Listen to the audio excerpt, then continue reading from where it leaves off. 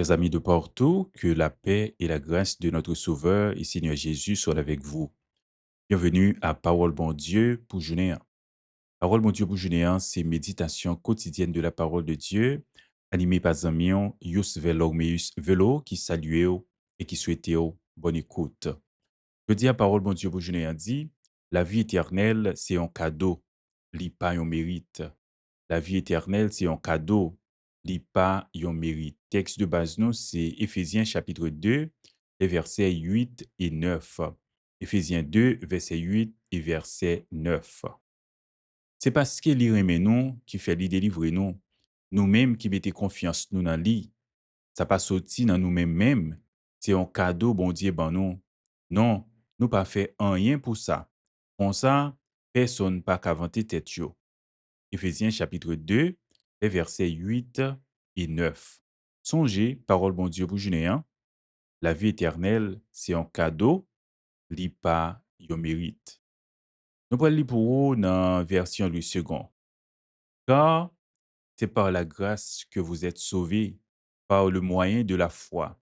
Et cela ne vient pas de vous, c'est le don de Dieu. Ce n'est point par les œuvres, afin que personne ne se glorifie. Éphésiens 2, verset 8 et verset 9. Oui, Éphésiens 2, 8 et 9, c'est un passage clé dans le Nouveau Testament. Un passage qui est souvent cité dans les discussions théologiques, surtout sur la question du salut et de la grâce. Éphésiens 2, versets 8 et 9, c'est un passage que chrétiens yo référé à yo souvent parce que c'est un passage qui est au cœur de toute discussion qui a un rapport avec le salut en Jésus-Christ.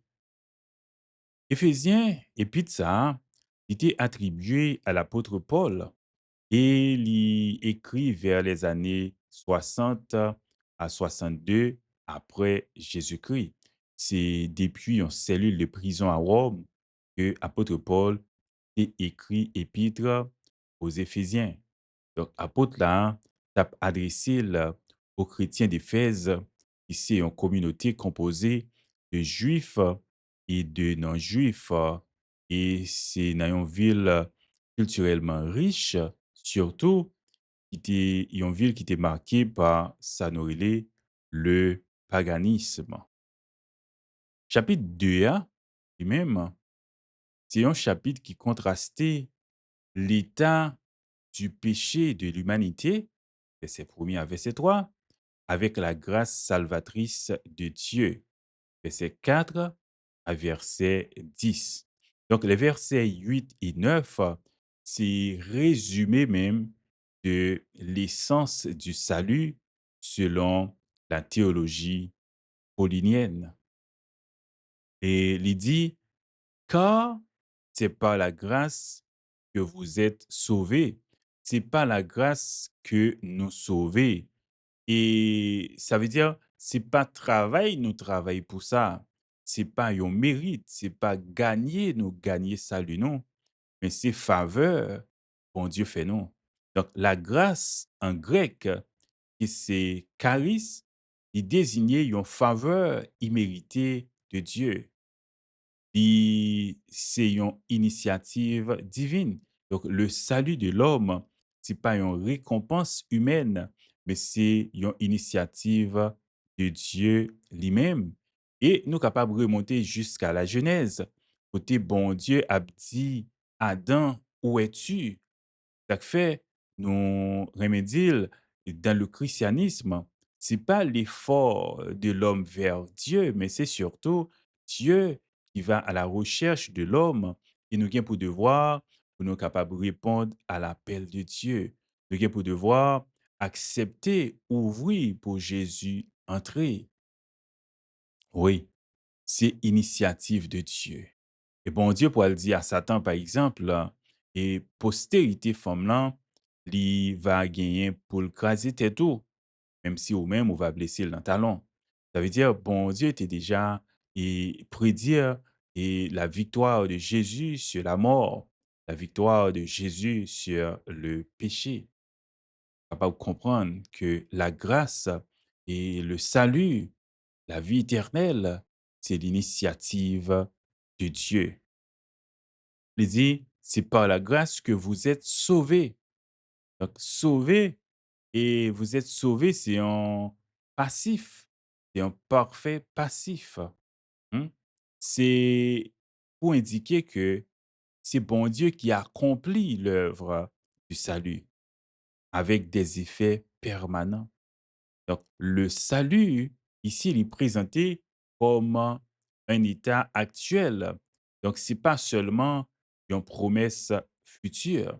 Ça fait nous dit, le salut, c'est à la fois le déjà et le pas encore.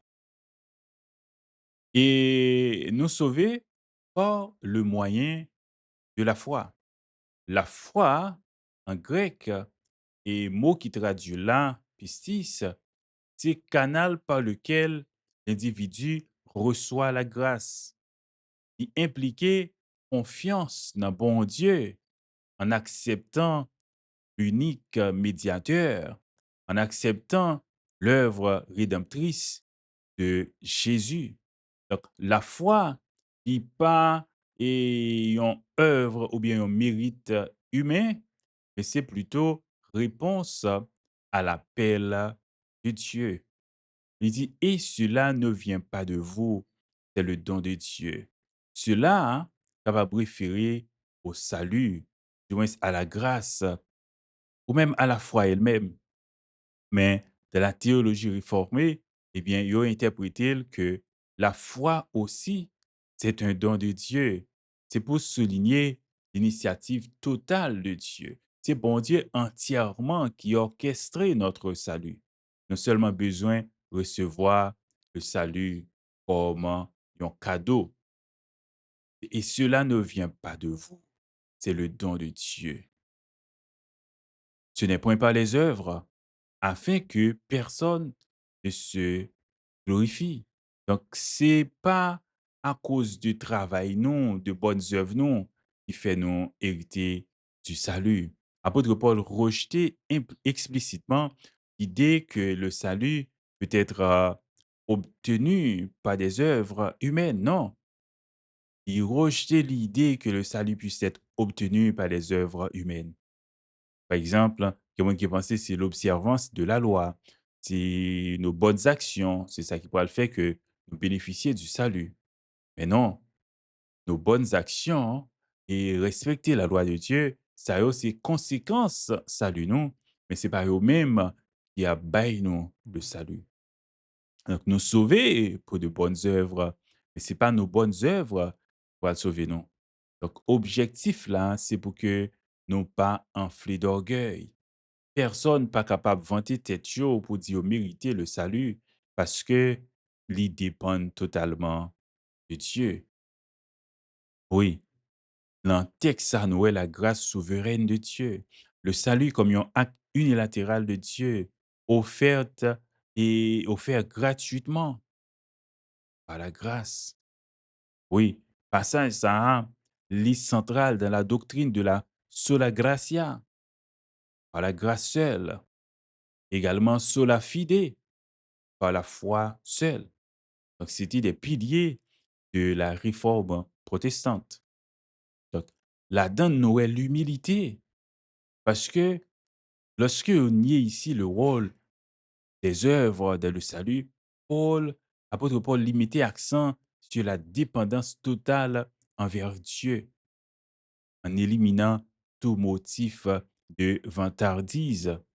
Non, nous pas capables de vanter tête, non.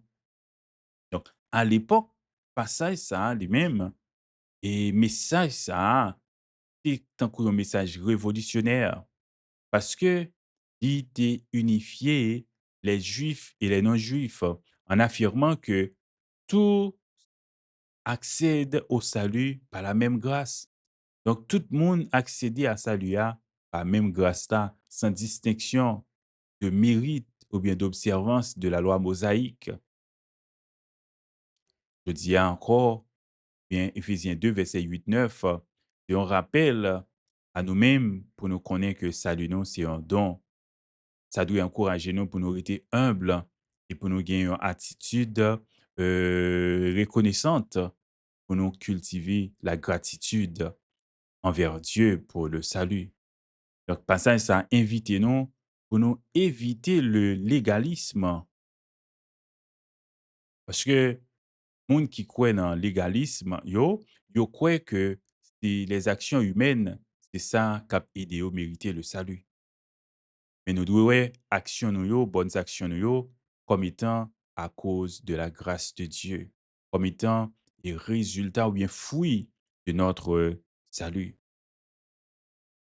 Verset 10 là, on pourrait voir que li, li parler comme ça, il dit car nous sommes son ouvrage créé pour de bonnes œuvres. Oui. Donc, verset 10, ça pourrait le préciser que et les bonnes œuvres nous yo, des conséquences naturelles d'une vie transformée par la grâce. Ça fait un équilibre théologique du salut par la foi. Donc, ça pas signifie lorsque nous disons nous sauver par la foi, par la grâce seule, que nous pas fait de bonnes œuvres. Si nous sommes capables de prendre ça comme prétexte, nous avons besoin de questionner salut non, est-ce que vraiment nous sauver? Parce que moun qui sauvé a, moun qui transformé par Christ, a suivre Jean-Christ l'a voulu que le vivre. La volonté du Christ, c'est que nous avons besoin et vivre dans l'amour fraternel, dans le partage. Nos besoins fait de bonnes œuvres avec toute humilité. Oui, Éphésiens 2, verset 8-9, limiter en lumière la centralité de la grâce de Dieu et de la foi également dans le salut du chrétien. Donc, Éphésiens 2, 8-9, rejeter toute forme d'autosuffisance humaine. C'est un passage qui invite nous à une foi confiante et totale en Dieu. Invite nous à une vie marquée par l'humilité et la reconnaissance de son don gratuit. Songez, frère Maxime, yo, salut nous, c'est un cadeau. La vie éternelle, c'est un cadeau. Pas de mérite. Nous avons besoin de reconnaissance envers bon Dieu pour le sacrifice de Jésus qui baille nous accès au salut. Et si vous pouvez recevoir grâce là en acceptant Jésus comme sauveur et Seigneur dans la vie, nous invitons à faire ça aujourd'hui parce que ou aujourd'hui ou pas qu'on est demain. Oui, demain peut être trop tard. Aujourd'hui, c'est le jour du salut. Songez, parole bon Dieu, vous jeûnez, la vie éternelle est un cadeau qui pas yon mérite. C'est des amis, Yus Velo, Meus Velo qui t'a présenté parole bon Dieu pour jeûner, une autorité avec la paix de Dieu, que Dieu dans son amour incommensurable capable bénir en abondance.